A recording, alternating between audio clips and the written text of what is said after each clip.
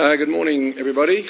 I'm joined this morning by the Deputy Premier, who will be giving us some news on the regional areas that is some positive news, and Dr. Gale, who will be talking about some of the other issues that needs to be dealt with in detail on health. So I start by advising that there were 1,351 locally acquired cases here in New South Wales to 8 p.m. last night. There were no overseas cases. Tests-wise, there were 129,266 tests to 8 p.m. last night, and I would encourage the community to continue to get tested with any symptoms whatsoever. Health needs that information in order to be able to make the decisions that are undertaken to make us or keep us safe. The vaccination rates. New South Wales administered 29,976 vaccines in the period to 8 p.m. last night, the 24 hours to 8 p.m. last night. There were 4,721 vaccines administered at Sydney Olympic Park and 6,254 at Kudos Bank Arena. Across New South Wales, 80.1% of the over 16 population has received a first dose of COVID-19 vaccine, and 48.5% of the entire community over 16 are fully vaccinated. Just want to thank the community for coming out in such strong numbers to be vaccinated, because there's now almost 8.5 million people in New South Wales that have had the vaccines administered to them. The cases in hospital, there are now more than 15,000 people with COVID-19 who are being cared for in our New South Wales health system. The majority of those, over 90%, are being cared for in the community, at home generally, and some are in the New South Wales Health Special Accommodation. Dr. Gale will give more information in regard to that. Sadly, 12 people passed away up until 8 p.m. last night. There were 6 ladies and 6 men.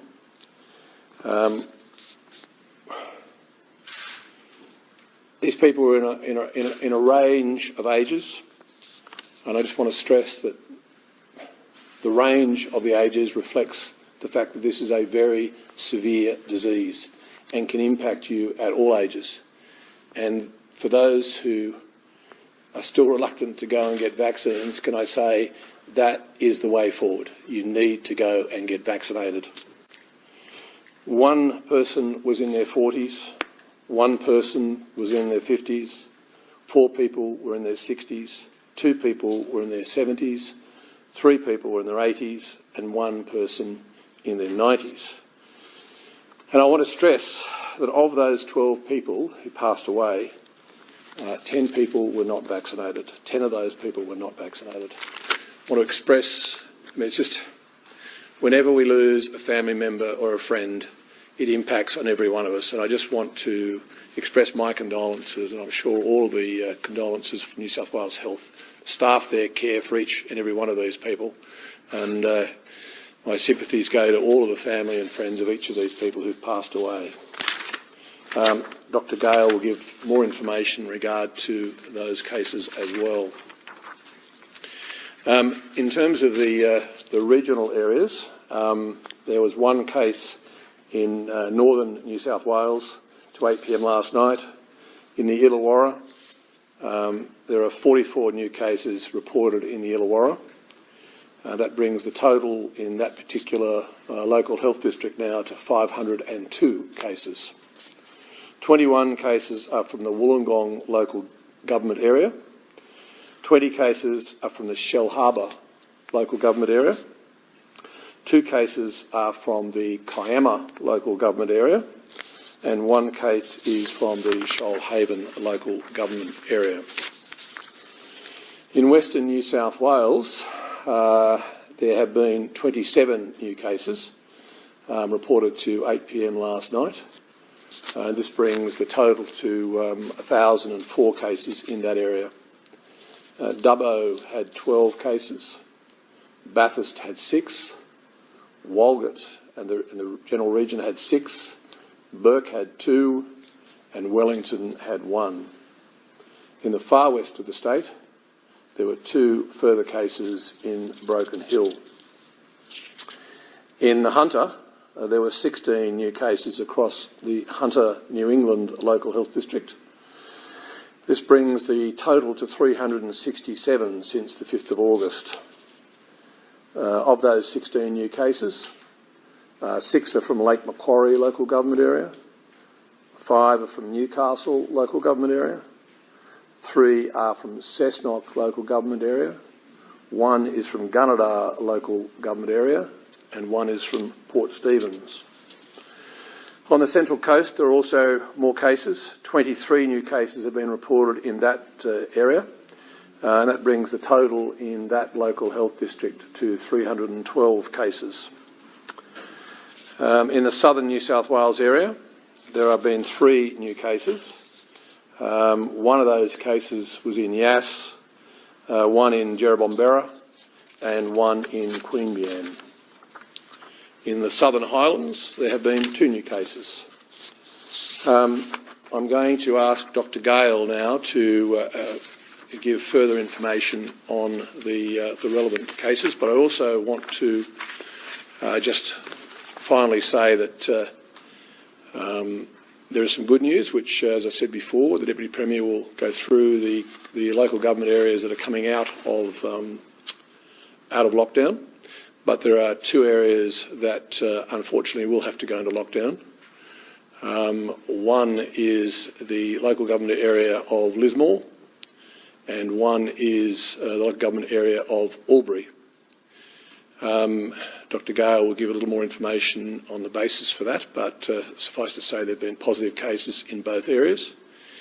Can I say that I express my sadness to the local community that having been free of that for a little while, having to go back into lockdown, but it is for your safety and for the community's safety more broadly.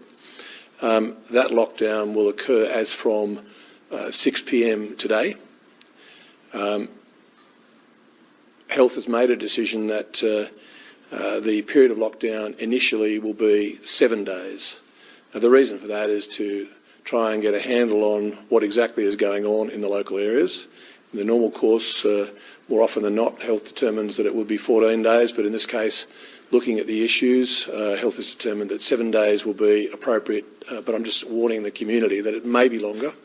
We really need each and everybody in those 2 communities with any symptoms at all to come forward and get tested, because that will allow health to make well-structured decisions based on the information that's available. If the local residents don't come out in great numbers to get tested, then that presents challenges for health to be able to determine what is and is not appropriate in that area, and would obviously operate on a more precautionary principle. Can I also say that in Albury, that area is principally managed through the Victorian Health System, of course, the Albury-Wodonga system. But New South Wales Health will be establishing some additional pop-ups for testing in that area, and there are a range of opportunities for vaccinations in that area, including GPs and also the service that is operated through the Albury-Wodonga service. But we'll be doing everything we can to make sure that people do have access to vaccination. So again, in both of those areas, the message is get tested. If you have any symptoms at all, get tested. Or if you've been anywhere near as a close contact, get tested. And please, please, please, if you haven't been vaccinated, don't delay, get vaccinated. We know that vaccinations save lives. Vaccinations stop you, or at least reduce your chances of ending up in hospital or in ICU or dying. And of course, it also saves other community members from getting the virus and being in a situation where they could be exposed to any of those risks. I'm going to ask Dr. Gale now to add to what I've said, and then I'll ask the Deputy Premier to also give us some information. Thank you.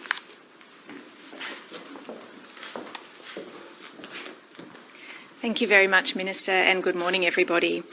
As the Minister said, to 8 p.m. last night, in New South Wales, we report 1,351 new locally acquired cases of COVID-19.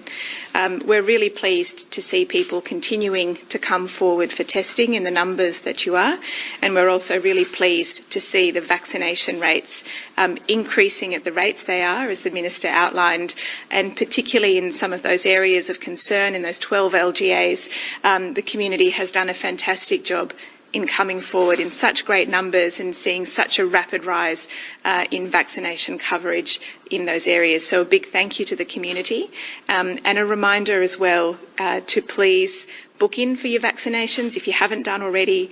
There are plenty of opportunities through your GPs, through opportunities in local pharmacies, and as well in state hubs in New South Wales as well, both at the Sydney Olympic Park, please book in, and also at Kudos Bank Arena, where they particularly have a lot of AstraZeneca available for anybody who wants to receive a vaccine.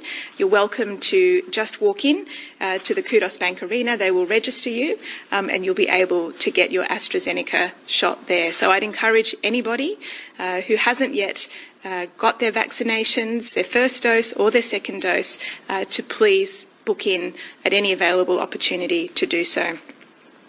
There are currently 1,231 COVID-19 cases admitted to hospital. 231 people are in intensive care, and 108 people are currently requiring ventilation. Of the 231 people in ICU, 177 are not vaccinated. 49 people have had one dose of a COVID-19 vaccine, and 5 people have had 2 doses. As the Minister reported, we're very sad today to announce the deaths of 12 people from COVID-19. As the Minister said, they are in a range of age groups. And again, particularly, we remind everybody of the importance of vaccination where there is strong evidence of preventing serious disease and preventing death. I'd like to give you a few more details about some of the individuals who passed away. There was a woman in her 60s from southwestern Sydney who died at home. She had underlying health conditions and had received one dose of vaccination, and she was being cared for in the community by New South Wales Health. We report also a man in his 90s from Western Sydney who died at Westmead Hospital. He had acquired his infection at the Hardy Guildford Aged Care Facility, and this gentleman's death is the second death linked to the outbreak at this facility. We are also aware of the death of a woman at home in Western Sydney yesterday. We understand that she had some significant underlying health conditions for which she was receiving treatment at Blacktown Hospital. This lady had tested negative for COVID-19 in recent days. However, she was also in contact with people who did have COVID-19, so the circumstances of her death are being further investigated by the coroner. Again, it's always really upsetting every day to be announcing deaths from people from COVID-19, and again, my heartfelt sympathies go out to the families of those individuals who have lost their lives. I'd like to now move to giving you an update on some of the sewage detections that have occurred. We continue to have a very robust sewage surveillance system, which is very important, particularly for our regional areas, to identify areas of where there may be undiagnosed cases and where we need to focus our efforts and where we ask the community to come forward for testing. So I'd like to particularly ask the residents of the following areas to monitor for symptoms and come forward for testing, and those are people in Gunnedah, Inverell and the Hunter-Karua areas, Coffs Harbour, Cowra and Young, and also Narooma. As we have seen in recent weeks, we continue to see the highest number of cases in areas of Western Sydney and southwestern Sydney, and particularly I ask the residents of the following suburbs that have the highest case numbers to continue your wonderful efforts to follow the public health advice, to come forward for testing and to take any opportunity for vaccination. And they are residents of Greenacre, Guildford, Auburn, Busby, Bankstown, Marylands, Blacktown, Punchbowl, Liverpool and Yagoona. I'd also like to particularly encourage people who live in the suburbs around the Parramatta area and the Liverpool area to make a special effort to come forward for vaccination. We really want to see your vaccination rates even higher than what they are. So please, for residents of the Parramatta and Liverpool areas, please book in for your vaccinations as soon as you can. In relation to what the Minister mentioned around our concern about the area of Albury and also Lismore, I'll start with Albury. We have 2 cases in Albury where we are unsure of the source of those infections. There are possible links to Sydney. However, that is under investigation by the local public health teams. Those 2 people appear unrelated to each other.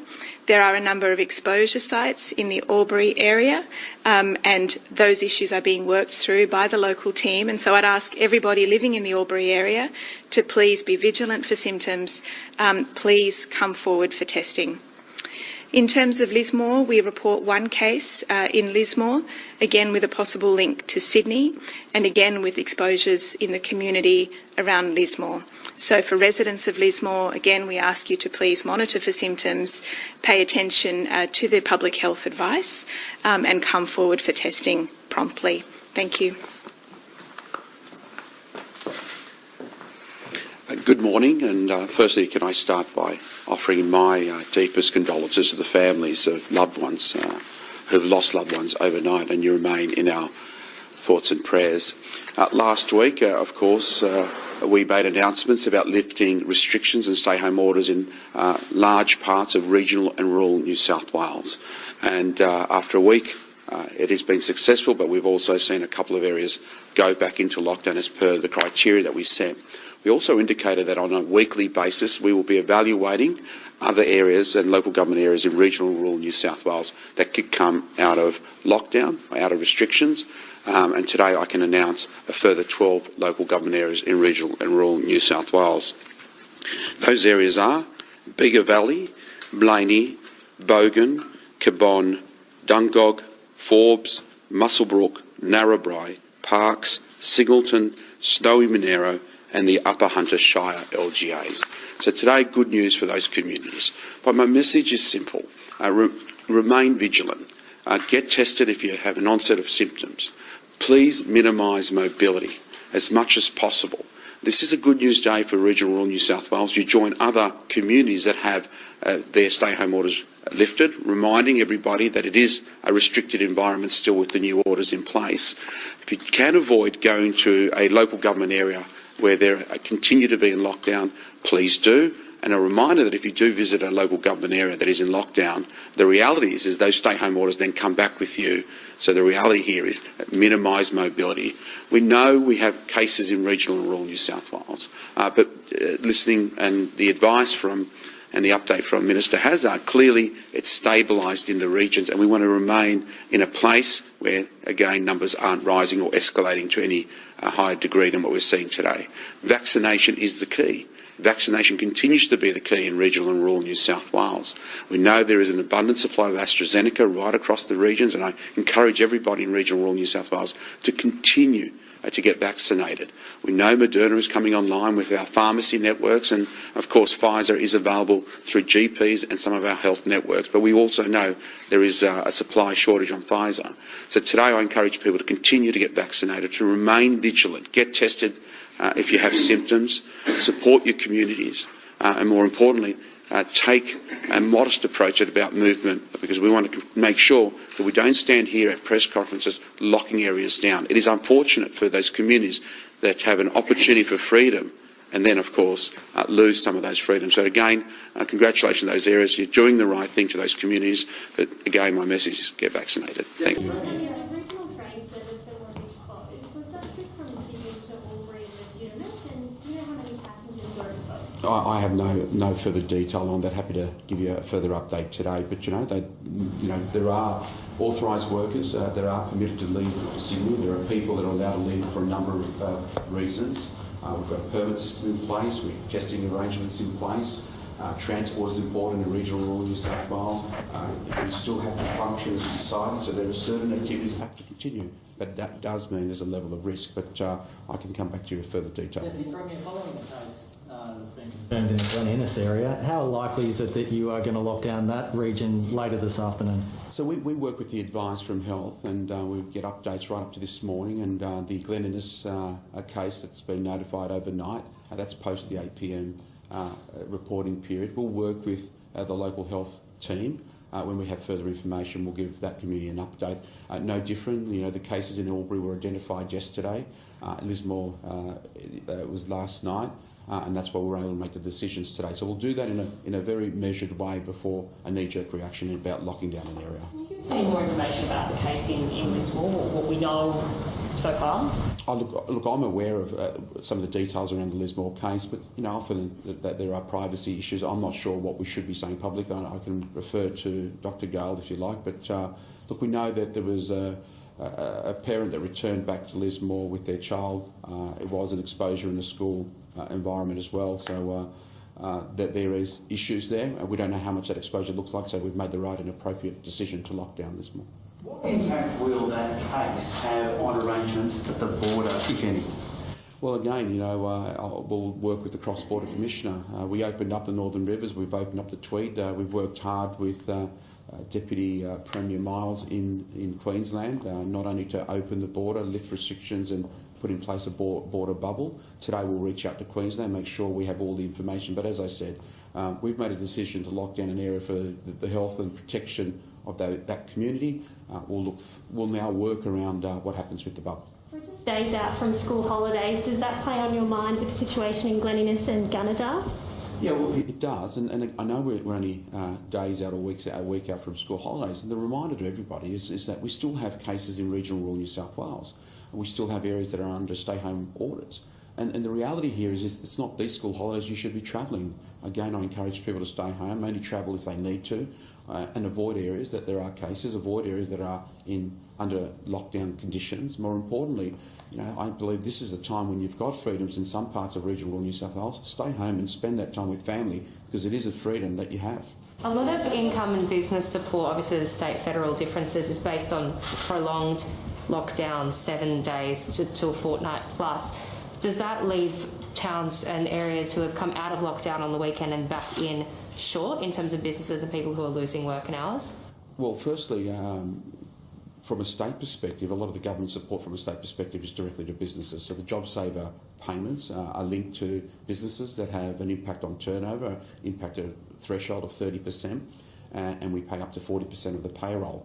In doing so, we support those businesses, and even in those areas where we've lifted restrictions for those businesses, if their turnover continues to be a loss above the threshold, they will still are able to receive JobSaver payments, but they are meant to report every 2 weeks to make sure that we have an updated arrangement. In relation to the emergency payments that are directly to employees that lose hours, there is concern there with the federal government. I have asked Treasurer Perrottet to give me an update and to give the government an update on what those arrangements may be, but I understand that the federal government has already notified individuals that in areas that are now not deemed hotspots, that they no longer will be getting those emergency payments. But there again, I've asked Treasurer Perrottet to give us an update. Deputy Premier, the Everest at Royal Randwick going ahead at October 18 with fully vaccinated people? Well, look. Firstly, I know there's been a lot in the media over the last 24 hours in relation to the Everest. I can tell you there's been no decision by the government about the Everest. If the Everest was to open, the Everest will be running on that date. If the state has opened under the 70% roadmap, the capacity at the moment is 5,000 people. So I just want to put that into context, that any organisation, any event that happens while the 70% roadmap is underway will be running with a capacity of 5,000. Of course, there are abilities for people to seek exemptions, but I've got to be honest, I don't think that would be appropriate at a very early stage in the 70% roadmap. But we don't know exactly when the 70%, as much as we projected, mid-October. Does it fall before or after the Everest? Well, we don't know, and those organisers of the Everest will have to take into account that they may be running their Everest under today's conditions. Mr. Hazzard, ask you a question. Businesses say they need to know now, in order to prepare for that 70% mark, what those public health orders will look like. You sign the public health orders. Who will be liable if an unvaccinated person goes into a pub, a restaurant, a club? Will that person be fined and the business be fined? What will those public health orders look like, and what will be required of business to enforce those public health orders? Look, obviously everything we're doing at the moment is centred around encouraging everybody to get vaccinated. And if you're double vaccinated, then the government is certainly very keen to see you out and about enjoying more of a life that we used to have. Businesses, of course, are required in a similar way to have their staff double vaccinated at that point. I'd like to see them double vaccinated today. But anyway, when they open, hopefully they will all be vaccinated. As to the function, if someone were to enter a premises who is not double vaccinated, then obviously that person is liable for a very substantial fine. So it's incumbent upon individuals to make sure they comply with the law and the health orders. Will businesses be liable at all? Sorry. None of these health orders please me or any of my colleagues to have to put them in place. If we weren't in a 100-year pandemic, I'd be absolutely delighted, as I'm sure everybody else would be. But that's the reality.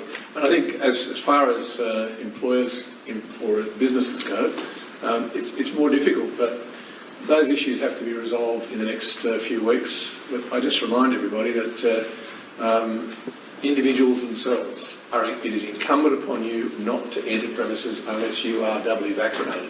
And that's the key message. Yes, so the owner of three local... I'll come back to that. The owner of three local clubs in Tamworth says he has 130 staff and very few of them are going to be fully vaccinated by the 70% target. He's calling for one vaccination for staff at 70%, perhaps in regions where there are no cases. Otherwise, he's not going to have any staff to operate. What's your response to that? Look, I understand what he's saying, but I think the simple message is people do have to go and get vaccinated, get their double doses. There's been plenty of time to do it. So I would say to him, encourage your staff to go and get doubly vaccinated. And it depends on the time periods. Perhaps they're confusing if they're having the AstraZeneca. The normal period, the normal intervention period or intervening period is about 12 weeks.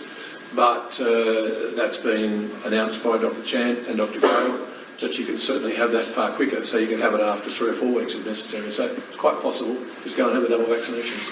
So the city of Sydney, I'll come to you next one, sorry. the city of Sydney LGA has a higher higher number of active cases, a higher number of cases per 100,000, and a lower vaccination rate than the city of Parramatta.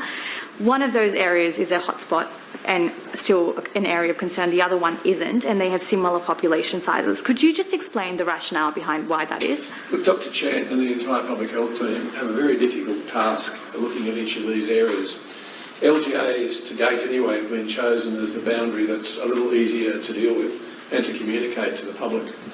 But there's a whole lot of factors that come into that, as we've I think said many times in these press conferences. It's not just the absolute numbers, it's whether or not the numbers are actually, or the people, not numbers, the people are moving around, or how they're moving around in the local area, or what the risks are with that movement. There's so many factors that come into it, so it's not easy to convey that, but just let's say that the government is very keen to actually move as quickly as possible to remove any LGAs out of being LGAs of concern if we can do it. But at the moment the advice has been such that no, we can't. Just go with Ashley and I'll come back to you. Yeah. Oh, sorry. Sorry, Ashley. One in 8 healthcare workers still aren't vaccinated. You were saying before people have had plenty of time. Is this a sign that this proportion simply don't want to get vaccinated? And if that's the case... Well, I don't think it's that simple. I mean, look, health workers initially, as you recollect, there were limited numbers who were allowed to be vaccinated. Initially it was the thinking back, I mean, time moves on, but I think it was emergency department workers, intensive care people, theatre people. And so not everybody has had that opportunity to have the vaccine for as long a period as others. And I did see that article today, but I just want to point out that in some cases, I know the Sydney area is quite amazing. It's up over 90% already. In other areas, it's 88%, I think, more broadly across the state. So that's for the first dose. I think about 81% for second doses in some areas. There are areas that are a bit less, as you might expect, to some of the areas up on the north coast that traditionally have certain reluctance. But generally, I think the health staff are doing a really good job. I mean, I'll rephrase that. The health staff themselves are doing a fantastic job. But in terms of vaccinations, they're getting there, and we've still got a period before they all have to be vaccinated. Sorry, Ashley. There's been an outbreak in social housing towers in Redfern, and we've heard a lot about concerns about vulnerable communities across a lot of suburbs. What information can you tell us about the outbreak in the Redfern towers and what's being done, and how concerned are you? What we're seeing, and I think it's been said many times at these press conferences, is that this virus is effectively identifying and moving in on the socially disadvantaged and obviously the Indigenous communities, and that's everywhere really. So Redfern and Waterloo, I know I was the housing minister for a year or so, and I was often down there talking to the residents, and there are many, many people in that area who are very socially disadvantaged and haven't yet actually been vaccinated. Health is doing everything it can to have pop-up arrangements and other arrangements there to get the vaccination rates up. That remains the key. I don't know, Dr. Gale might have. Do you want to add anything to that? Just with that pop-up stuff especially. Just ask Dr. Gale. I'll come back. And do we know what the vaccination rates are roughly in that area? Yes, thank you. As the Minister said, really since very early on in the pandemic, there's been a lot of engagement with people who live in social housing, as well as with all the agencies, both governments, the Department of Communities and Justice, as well as many NGOs who work with communities experiencing disadvantage, community housing providers, to prepare ourselves as best as possible to support those communities in the context of COVID-19. And those efforts range from, having access to testing, and that's been in place for, since March last year. Supporting communities with education, sessions, engagement, and vaccination access. In relation to the Redfern Towers in particular, I understand that there are 12 cases across the 3 buildings, which accommodates approximately, I think it's 630 people. And there have been a lot of efforts going in to support residents of those buildings even before these cases emerged. So there have been regular testing and outreach and vaccination clinics run in those housing areas by both Sydney Local Health District and as well by the Kirkton Road Centre from southeastern Sydney Local Health District, and really good efforts made to have regular access to testing. I believe there was a pop-up testing clinic there where more than 330 local residents have already been tested so far this week. And I understand that around 2/3 of the residents of those housing towers in Redfern have been vaccinated, and I believe that there are staff on site again today there for testing, for vaccination, and to provide supports to the residents of those buildings, including food items where people need it, other medical supports, supports for pets. So there's a lot of efforts underway with health services, as well as with the Department of Communities and Justice, as well as multiple other NGOs. Sorry, when you say 2/3, is that full vaccination or single dose? I don't know exactly, but at least 2/3 have had at least one dose. Doctor, can I ask you, and maybe you or the Minister could answer this, just talking about the Lismore LGA and the lockdown that's being imposed there, we know that northern New South Wales does have a higher rate of vaccine hesitancy and some people are just outright anti-vaxxers. Is that one of the factors that has played into the decision to lock down the Lismore City LGA? There are a suite of factors, but the main driver really for that prompt decision is because of the case that is there, for the school exposure, as the Deputy Premier outlined, and because of the exposures in the community broadly. And, I'm sure if that was in another LGA, we would probably make a similar decision. But clearly, knowing some of the vaccine hesitancy in that particular area itself, we would have a higher level of caution. But the main reason really is because of that case and the exposures in the local community, and hence that recommendation for the stay-at-home order, which is really important for residents of that area to come forward for testing, keep an eye on any exposure venues listed, and of course please come forward for vaccination. And we understand that there will be a segment of the population who have strong views about it, but I feel really confident that the vast majority of the population in the Lismore area and as well in New South Wales are really embracing vaccination, are educating themselves, talking to their families, talking to their communities about it. And personally, I feel really confident that in New South Wales we can achieve very high rates of vaccination coverage, and I think the data so far that we're already edging over 80% of first dose is a testament to that. And as we get greater vaccine supplies in and more Pfizer, particularly in the month of October, we're really going to see those rates further increase. And again, a big thank you to the people of New South Wales, and I really think that we can achieve some of the highest vaccine coverage in the world in New South Wales. Have we peaked? Have we reached the peak? Have we seen it? Look, I would love to think so.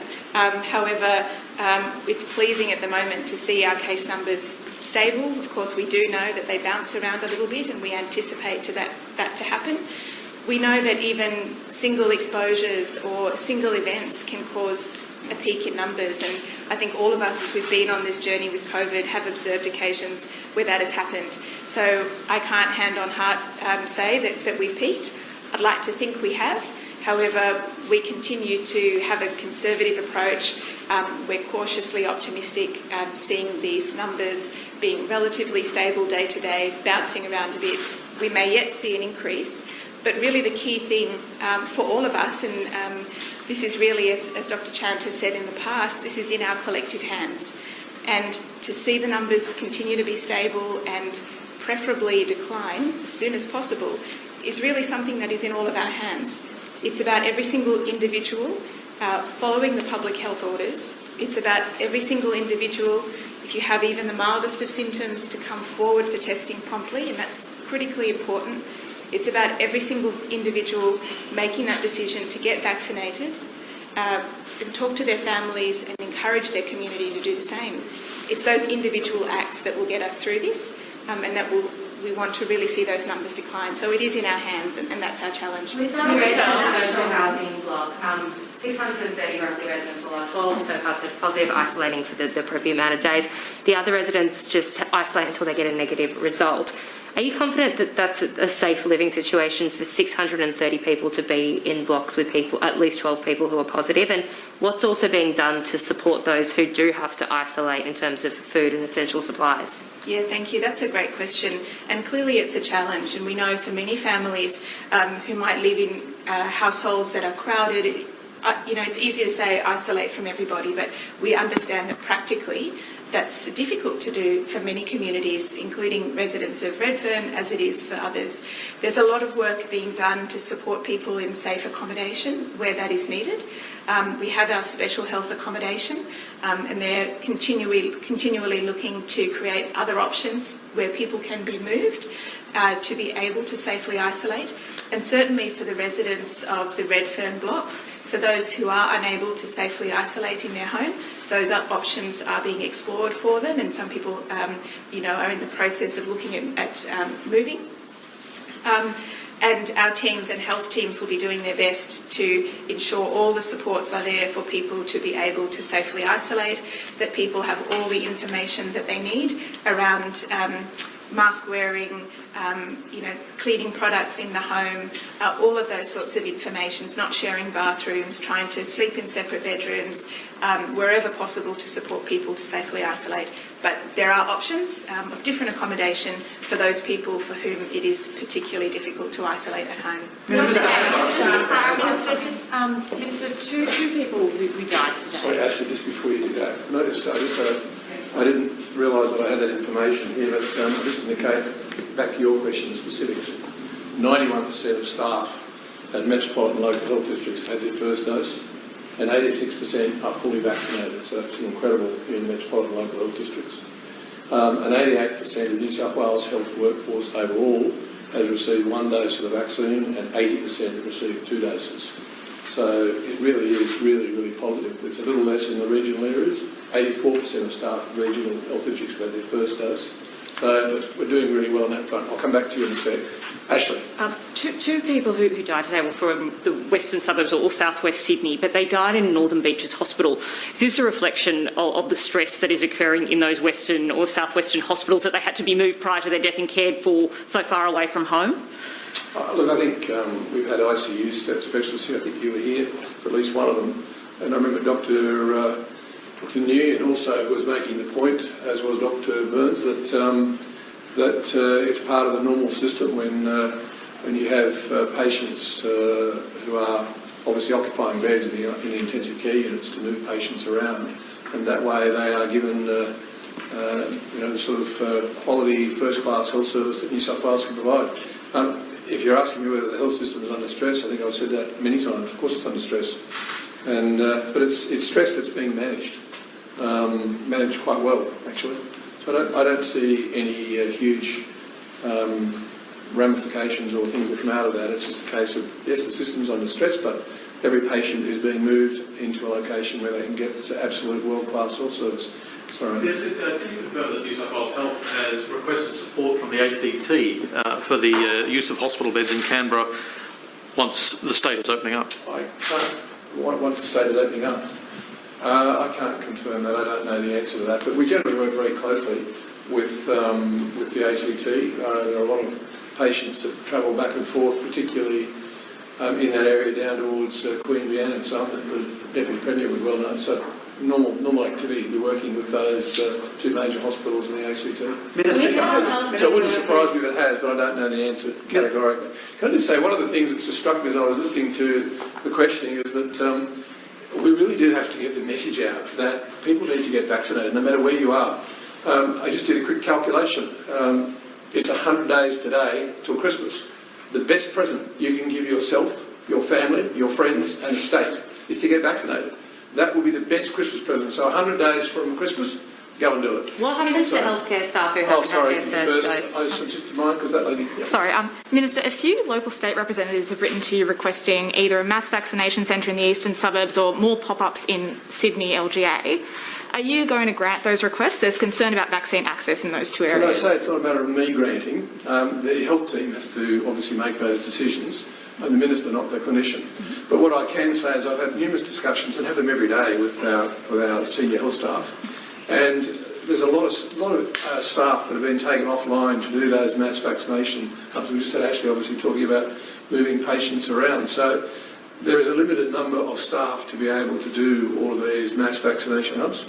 And sometimes it's not about the mass vaccination hubs, as they tell me. It's more about the tailored local services.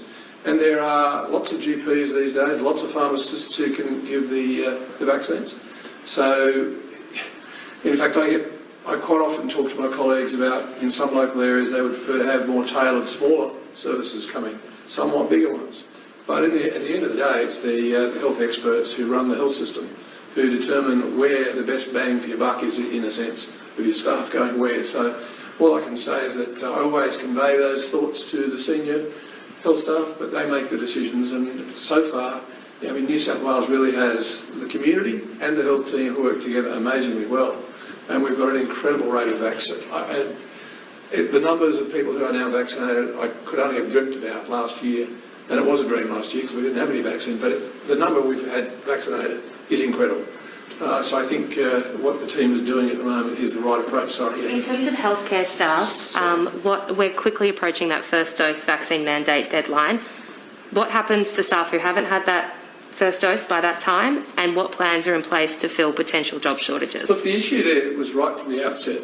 We had meetings with the private hospitals and all the public system, and what we looked at was the number of people who, the medical people like to call it furloughed, but it means basically taken offline if you're a close contact or a positive case.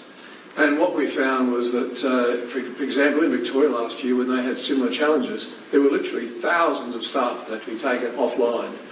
So on balance, the decision was taken that even if there were some who chose not to be vaccinated, and it's a very disappointing position if they do, that we are still far better off than we would be if we didn't have that mandatory requirement. So the decision was taken in a sensible, I think, and balanced way. And certainly all of the hospital staff that were involved, the hospital management, keen to make it mandatory. I've had the heads of colleges contact me and say that their members don't like working with people who are not vaccinated because they're putting their fellows at risk, their fellow clinicians. There is no alternative but to be vaccinated. If you work in the health system, you have an obligation, first of all yourself, to make sure that you stay healthy and fit and are on the front line in what is a pandemic, what is a war. But secondly, you have an obligation to the patients. Patients come into our hospitals in the expectation that they'll be kept safe. So whatever the consequences may be, there is no other choice. They have to get vaccinated. So, Minister, sorry, can I just go, Liz? Follow up on that point, Minister. To the question, though, what happens to a staff member who's a full-time staff member who refuses to get vaccinated? Will they still be paid? Those matters are still under discussion, but I think suffice to say that if you're in a position where you're putting your colleagues or your patients at risk, you probably can't continue in that position, but we're working through that. I mean, I know the media like to jump to what's the worst case scenario. I'm the Minister and I like to look at what the best case scenario is. But this will happen, though, and we're not far away from it happening. Look, you'd like to think that, and you'd like me to jump on that, but I'm a lot calmer. What incentive, though, how do you get people over the line? So health staff have to be fully vaccinated by November 30. So the rules are stricter. Sorry, I just missed the start. November 30 is when health staff must be fully vaccinated. Fully vaccinated, yeah. Yeah, so the rules are stricter for hospitality than they are for the health system with the fully vaccination rule. They'll have to have that a month and a half earlier to be able to work in a restaurant or a cafe. Businesses are asking how that's fair. Look, I think that you can certainly say, is this fair or is this not fair, in a whole range of areas when you're in the middle of a pandemic. Those were the rules that were set, and those are the rules that are going to apply. Yes. Dr. Gazer, do you have any update on the bulk carrier that's off the coast of New South Wales and how that crew are? It was just before we came down. I don't, but I'll just check whether Dr. Gale. I'll ask Dr. Gale. Just if we have any update on the cases or the condition of the crew? I think I was told correct me if I'm wrong, but I think I was told there are 11 cases they believe are positive, and they're still working through with the ship and others that what they should do about that. But do you have any? That's it. Sorry. Can I ask you about an anti-lockdown protester who you're probably familiar with? He became quite famous on TikTok because he. Oh, I'm very familiar. Yes. With him, yes. He's now contracted COVID-19. Can you muster much sympathy for that person? Look, I would say I have sympathy for anybody who gets COVID. COVID can actually kill you. And so, even though I might be frustrated with that gentleman's juvenile way of approaching the situation, I think the rest of us in the community would say we still have sympathy with the fact that he's now got it, because obviously that puts him at risk. It puts close contacts at risk. But there's a very strong message there, and that is don't take this trivially. Don't be silly about it. Take every aspect of COVID-19 seriously, and that means get vaccinated. Minister, are you aware of any plans that are in place for people who've been in hospital and then they're discharged from hospital with COVID to be checked on or make sure that they're okay when they get back into the community as they recover? Because we're just hearing through community centres that people are being left at home, they're concerned that they're not being checked on or they don't have enough food, etc. It's interesting, isn't it? I mean, the issues around food, you wouldn't normally expect the health system to be doing that, but the health system has taken that on as well, and working with Resilience New South Wales and working with the other government agencies. And generally there should be outreach to those people through one of those agencies. I don't know whether Dr. Gale can add. Dr. Gale might add something to that. So for people with COVID who are being cared for at home for their period, which is mostly 14 days for most people who test positive to COVID, so there are a range of supports that are available there to them. So the clinical teams check in with them regularly, and any issues for people, like if they need food or other kinds of support or other medication, there are mechanisms in place to refer people, including through Resilience, as well as many local NGOs and, for example, local councils in many areas are doing a fantastic job, and there's many organisations out there who are working hard to support people with COVID who are in isolation. For people, once they've recovered after a 14-day period, we know that a certain proportion of people may continue to experience effects from the infection for some period of time afterwards. And for those people, while our health services will continue to be available, and for some individuals with complex issues will continue to support them, we also rely on our wonderful network of GPs who are also there to support people with COVID, including after their infection. And our GPs are doing a terrific job in testing people who come forward, in vaccinating people, but also playing a key role in caring for people with COVID. And also, once their period of infection, or when they're no longer infectious, has ended, but that's not to say they may not have ongoing medical needs. And for like everybody in our community, that essential primary care function is there for our GPs. And I just want to say a big thank you to all our GPs for the wonderful work that they're doing.